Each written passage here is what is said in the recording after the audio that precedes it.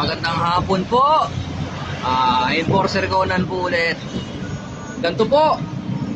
Akin pong vlog ngayong araw ay paano po gamitin ang traffic cone. So, ito po ang traffic cone.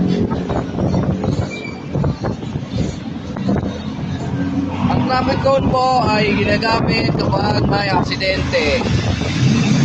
Para po ang mga vehicle ay baka pag minor o makita na may aksidente.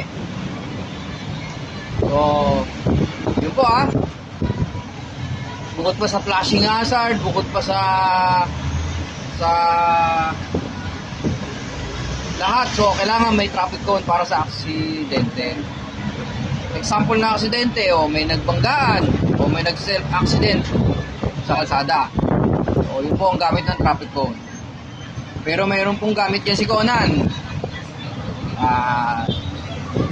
Ang katumbas ng traffic cone kay Conan ay 1,000 vehicle. Parang yung kagaya ng ginawa niya sa district, yung 2 kaway. Under construction road, 2 kaway kilo.